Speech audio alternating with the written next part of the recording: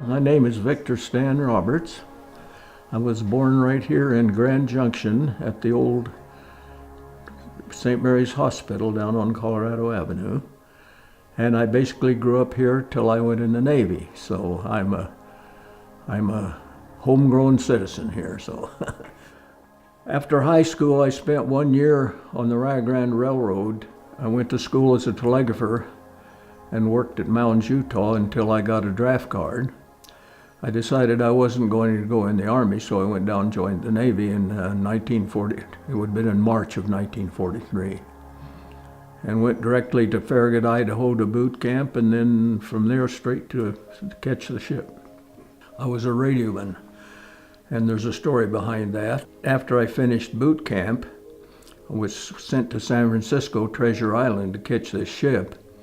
We had a big long line of green kids from Kansas and Colorado lined up there, and this old chief with about 5 hash marks was going down the line asking everybody their background, Came to me and he said, "Well, what would you like to be?" I said, "Well, I'd really like to be a signalman." Well, he says, "Why signalman?" And I said, "Well, I know Morse code. I've been a telegrapher on the railroad." He said, "You just became a radioman." And that's how I got the rate of radioman. So troop transport, it was AP-130, and the name was General George Oliver Squire. And it came out of Kaiser in the San Francisco area.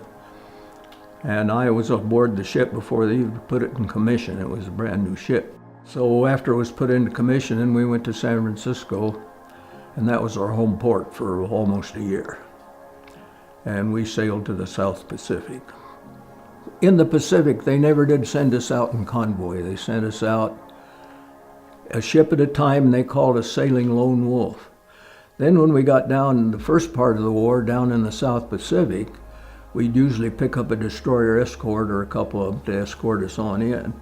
But in the Atlantic, when we transferred to the Atlantic to take troops to Europe and England, we always went in convoy, always in convoy. It'd be probably 20, 30 ships. There'd probably be a aircraft carrier and a couple of subs with us. We went into Guadalcanal. We had 2 destroyer escorts take us in there and bring us back out, because there's a lot of subs around yet. We had 2 or 3, maybe more than that, I don't know, sub alerts, but we'd go to general quarters, but never was hit with anything. There's a large bell and a siren that goes off. General quarters, all hands man your battle station. We were all assigned. Everyone on that ship was assigned to some place. We had a number of armament on there. We had a 5-inch gun, we had a 3-inch gun, we had a 40 millimeter, and we had several 20 millimeters. It wasn't, in general quarters, it was a little bit of a nervous time, but I never did worry very much about anything for some reason. I don't know, just maybe it's the makeup of the war, the way you feel about it. One of the trips we made, there were 1,000 of the soldiers that we had just downloaded onto a smaller craft to go over to Germany was torpedoed, and they all lost their lives. So I was on a very lucky ship, I felt, because we had a lot of alerts and stuff, but was never hit or got engaged in any kind of an engagement. So, but we didn't get ashore many islands in the South Pacific because they were all fighting on them then, Here I was out of Grand Junction, Colorado. I was looking forward to palm trees and grass skirts, girls, and we got in there to Noumea, and it's a French island, and it was a mining island, and it was out of the tropics, so there was very few palm trees or very few anything there. It was kind of a desert island, dirt and smoke going from the mines there. I was kind of disappointed in the first trip to the South Pacific. And then after that, we made trips into all the southern islands down there, into Guadalcanal and New Guinea, Wallis Islands, Funafuti, number of islands down there where we dropped off troops or picked up some troops sometimes. So we went into Guadalcanal. They were still fighting fiercely on Guadalcanal at that time.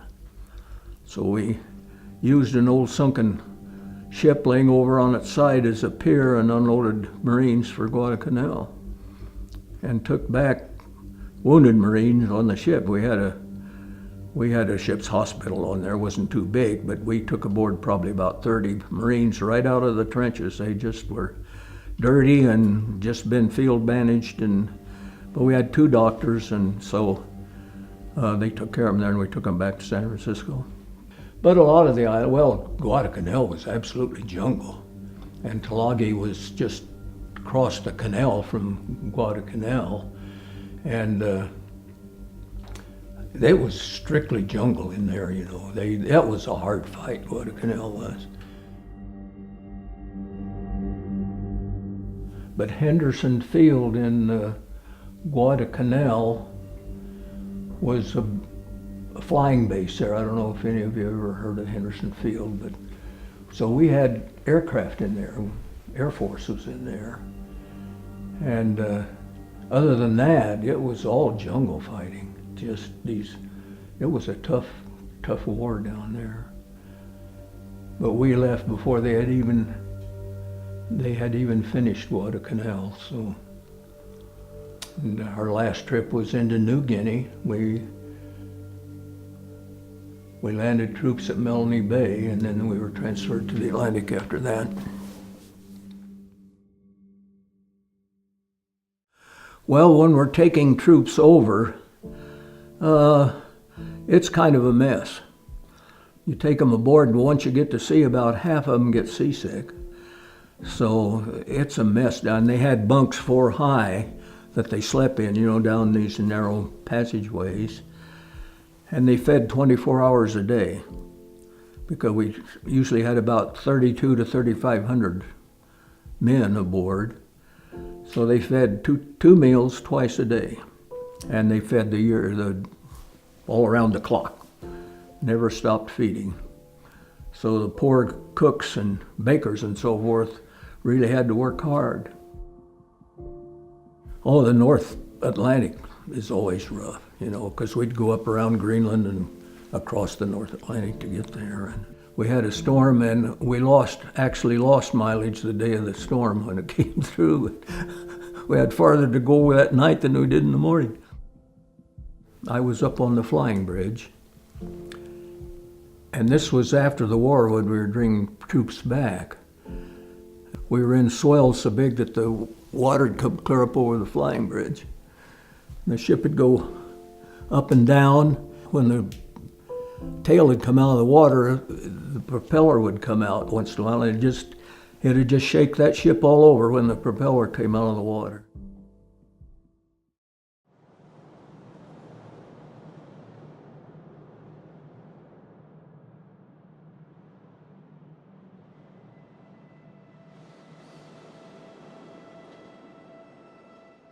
Before we went to that area, we went to the Mediterranean. We were in North Africa and Italy and France, and we made the invasion of southern France on August 23rd, 1944.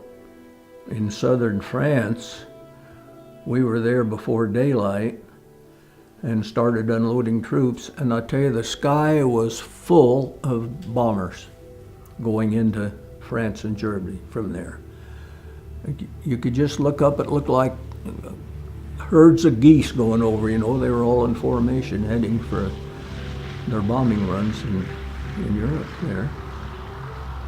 And we were like that most of the day till late in the afternoon. And they invaded around Nice and Marseille and that area. And it went really smooth down there. Of course, the Germans were they didn't have as many people in the south part of France as they did around the British Isles, you know, and in that area. That was all day long invasion. We were right on the front line unloading troops. Well, that evening, all us fellows out of the radio shack was standing out the rail, having a cigarette, of course, and stuff. And there was a squadron of German light bombers just flew over that whole Bay Area and started dropping bombs. So they didn't get us at all, but they got a couple of smaller ships on each side of us and some others. We were ordered then to leave the bay and go out into an area they gave us. Well, we didn't get in the right area, and they raided us and said, you were in the middle of a minefield. So the next morning, they said, stay right there, don't move, drop your anchor. Next morning, a couple of British minesweepers came in, and they escorted us out of the minefield. So that was a pretty close call there, because we could have gotten the mine real easy.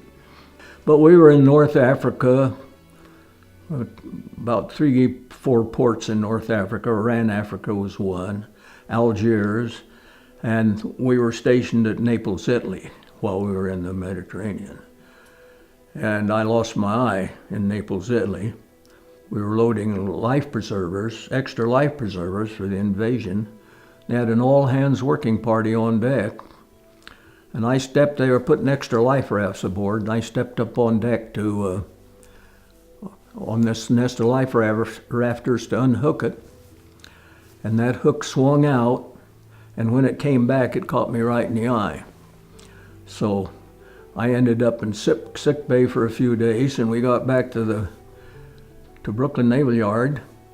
They sent me over to the Naval Hospital over there, but they kept me in the Navy till the war was over. Of course, I was a radioman, so I really didn't do any manual labor much, and I could still see with one eye, so that was good enough for them till the war ended. After the Mediterranean, we were then taken back to New York, loaded troops, and then we started hauling military to England and to France and to Germany, because they had already invaded and was inland from there. So we made a number of trips to the European war effort. I have no idea how many trips we made. We were a busy ship. We didn't ever stay in port over 2 or 3 days. But we were, we covered a lot of ground, just a lot of ground. Yeah, we covered the earth, I'll tell you, almost. We traveled probably 180,000 miles during the time I was aboard. And I think I counted 27 different ports we were at, and we were at a number of them several times. And they sent us through the Suez Canal to India. And that was just as the war was ending. We picked up troops there. Well, not troops. We picked up flyers, pilots and air crews, and nurses and doctors that had been over in Burma to bring them back to the States. We got halfway in the middle Atlantic and Germany surrendered. So there was the biggest party you ever saw, and they're all of these flyers and so forth had somehow imported booze aboard ships, so they had a great party. Captain had to finally confine them to their quarters. So and then after that, we went back to England and we started bringing troops back from England. And at one time we brought back 3,000 German prisoners to the United States. I don't know how many people know this, but there was 100,000 Germans in the United States. We had some of the old SS troopers aboard, the real tall, blonde, blue-eyed German boys that had grown up in Hitler's camps, and they really were almost mean. We pulled into New York to Pier 88, and as we were pulling into the dock, they set all the trash cans in their compartment afire. So we had to back out into the bay, and we had Marines aboard always. We had 30 Marines aboard as policemen, So the Marines got them up out of there, and we proceeded to dock again and get the troops off. But the 3,000 German prisoners was interesting because they could join the work party on the ship and they'd get 3 meals a day. So we had one German that was working for us.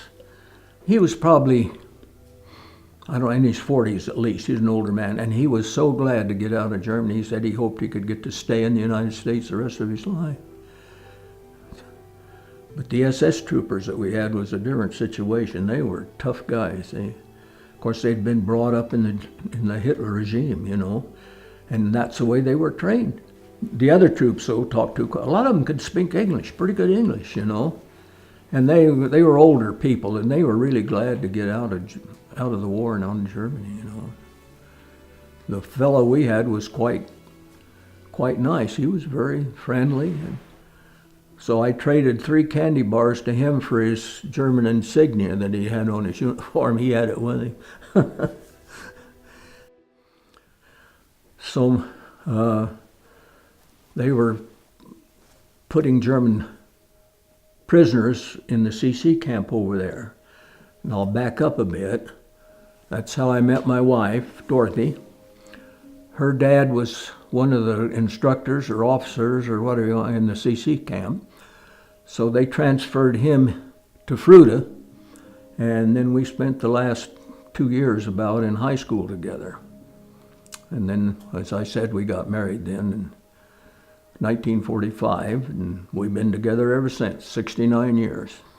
So we kept bringing troops back, you know, from the war, and on November 13th of 1946, I was discharged because I would have gone out anyway, but I was discharged because of my eye.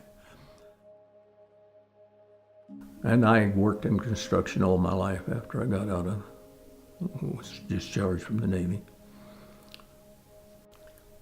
So I enjoyed it, but I wouldn't want to do it again.